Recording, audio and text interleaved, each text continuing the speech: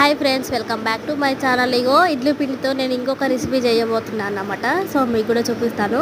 ఇడ్లీ పిండి మిగిలిపోయింది. మా ఆయన అంటారు ఊకే ఇడ్లీ అయినా ఏదైనా కొత్తగా ట్రై చేయి అంటే వేరే ఏదైనా వేయచ్చు కదంటే ఉత్తప్పం ట్రై చేద్దామని చెప్పేసి చేస్తున్నా. సో దాంట్లోకి ఇంకా క్యారెట్, నేను ఆనియన్, జీలకర్ర, పచ్చిమిర్చి, కరివేపాకు అన్నీ కట్ చేసి అయితే పెట్టేసుకున్నాను అన్నమాట.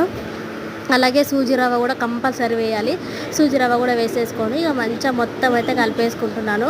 సో నాకు కొంచెం గట్టిగా అనిపించింది. సో ఇంకా దాంట్లో కొంచెం వాటర్ వేద్దామని చెప్పేసి వేస్తున్నాను. ఎందుకంటే సూజీ రవ్వ మొత్తం కొంచెం మెత్తగా కావాలి కదా, అందుకని చెప్పేసి మొత్తం కలిపేసుకున్నాను. సో ఇది మార్నింగ్ ఎలా వచ్చిందో నేను చేసి చూపిస్తాను మీకు.